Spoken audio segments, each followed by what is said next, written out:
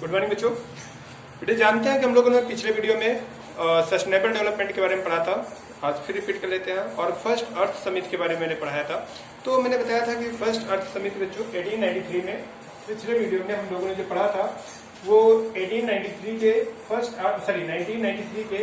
अर्थ summit के बारे में हम लोगों ने बातें किया था कि फर्स्ट अर्थ समिति 1993 में ऑर्गेनाइज की गई थी इन Geneva, which is the Rio de Janeiro, which is the city of the Brazil। तो मैंने बताया था कि 1992 में हमारी जो ओजोन लेयर थी वो मोस्ट डिप्लेट पोजीशन में थी, बहुत ज़्यादा अफेक्टेड हो गई थी, बहुत ज़्यादा डिप्लेट पोजीशन में थी। और रिजल्ट ये हुआ कि जब वो बहुत ज़्यादा डिप्लेट हो गई तो हमारे साइंटिस्ट और इन्वायरमेंटलिस्ट ने ये अनाउंस किया था कि अगर हम लोगों ने ऐसे ही अर्थ के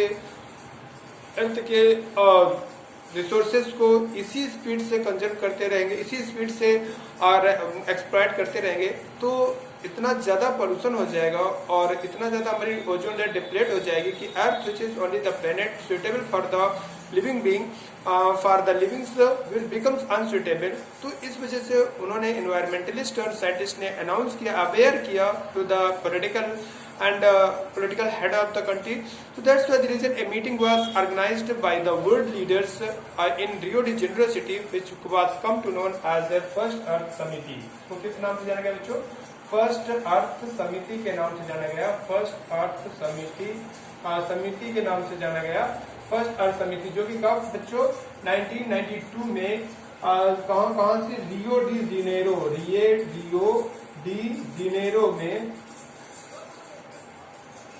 ऑर्गेनाइज की गई थी, जिसमें more than 100 heads of the country ने पार्टिसिपेट किया। एंड ये डिसीजन लिया गया, उसी में बच्चों सस्टेनेबल डेवलपमेंट के बारे में डिस्कशन किया गया और बात की गई about the agenda 21। It was discuss about the agenda 21। किसके बारे में बच्चों? एजेंडा 21 के बारे में डिस्कशन किया गया था। एजेंडा 21 के बारे में डिस्कस किया गया था। व्हाट इज द, तो मैंने अर्थ समिति के पर्पस बता दिया कि अर्थ समिति क्यों ऑर्गेनाइज की गई थी। What was the main reason of the organizing of the earth summit. The main purpose of the organizing of the earth summit was to discuss about the pollutions, to discuss about the danger of the world scenario because of the over exploitation of the natural resources, ठीक है, and over excretion of the especially CFC chlorofluorocarbon।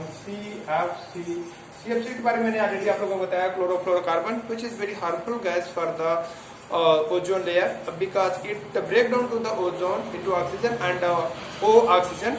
तो oxygen को ozone layer को ये deplete करती है and it is the gas which is released by the refrigerator like AC like ये refrigerator, इनसे ये रिलीज होती है।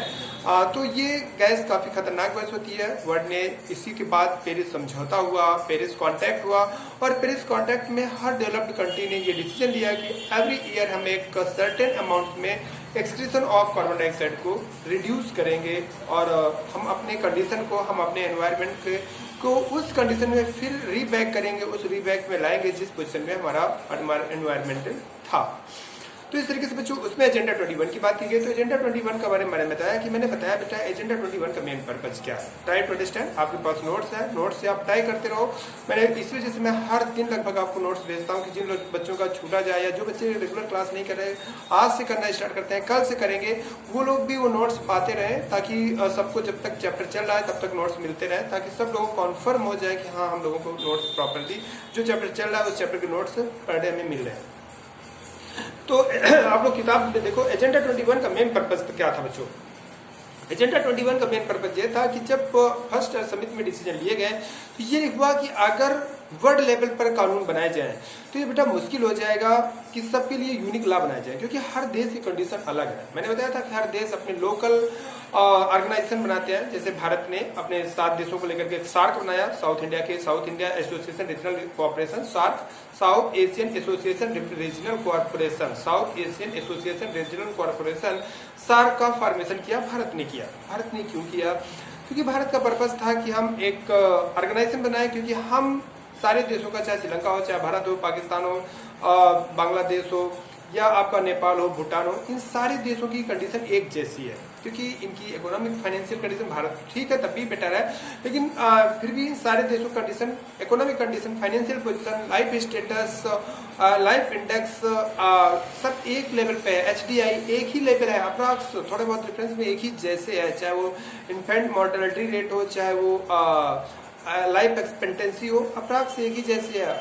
नेचुरल कॉमन प्रॉब्लम्स हैं, तो इन प्रॉब्लम्स को सॉर्ट आउट करने के लिए लोकल, क्योंकि यूएनओ तो सारे देश की को लेकर के, सारे वर्ल्ड को लेकर के चल रहा है, सारे वर्ल्ड को लेकर के चल रहा है, पूरे देश, पूरे वर्ल्ड के कंट्रीज को लेकर चल रहा है, इस वजह से वो सारे कंट्रीज लोकल लेवल की प्रॉब्लम्स को शायद समझ नहीं पाएगा, लेकिन ये ऑर्गेनाइजेशन तो अपनी लोकल प्रॉब्लम को समझेगा, क्योंकि सबकी प्रॉब्लम एक ही जैसे है। तो वैसे ही उस एजेंडा 21 में ये डिस्कस किया गया कि हर देश एक जैसी प्रॉब्लम से तो वो फेस नहीं कर रहा। अगर हम सिमिलर कानून बनाते हैं तो हो सकता है कि वो कानून अमेरिका में एप्लीकेबल हो जाएगा, क्योंकि अमेरिका एक डेवलप्ड कंट्री है, लेकिन हो सकता है वो बांग्लादेश में एप्लीकेबल ना हो, क्योंकि वहाँ पुअर कंट्रीज है, पुअर देश है। तो इस वजह से एजेंडा 21 ये कहता है कि हर देश लोकल लेवल पर अपने कंजर्वेशन ऑफ एनवायरनमेंट से रिलेटेड लॉ का फॉर्मेशन करेंगे। This is agenda 21। तो एजेंडा 21 बच्चों आप लोगों को क्लियर हो रहा है कि एजेंडा 21 का मेन पर्पस है कि हर देश लोकल लेवल पर अपने ग्लोबल पुअरिटी, ग्लोबल डिसीजेस, इनसे लड़ने के लिए या ग्लोबल एनवायरमेंटल प्रॉब्लम्स को खत्म करने के लिए या रिड्यूस करने के लिए कुछ लॉ का फॉर्मेशन करेगा अपने कंट्री के सिनेरियो में, अपने कंट्री के सिचुएशन और कंडीशन को देख करके। यही एजेंडा 21 का मेन टॉपिक है। एजेंडा 21 क्या एक्सप्लेन करता है? आई एम एक्सप्लेनिंग एजेंडा 21 का मेन पर्पस। आप लोगों को क्लियर समझ में आया कि एजेंडा 21 का मेन पर्पस ये है कि एक ऐसे it was signed by the world leaders in 1992। बच्चों 1992-93 में ये एजेंडा 21 साइन किया जाता है। इसका मेन पर्पस था यूएन कॉन्फ्रेंस ऑफ एनवायरनमेंट। इसमें UN conference of environment and development, popularly known as UNDP, UNDP, United Nation development programme. Agenda 21 का इसका मेन पर्पस था environmental damage, poverty, disease and epidemic को, ऐसे डिसीजेस को global cooperation से settle down करना, global cooperation से solve out करना। मतलब इंटरनेशनल या जो डिसीजेस हैं या जो इन्वायरमेंट से प्रॉब्लम्स है, इसे सॉल्व करना with the help of international cooperation.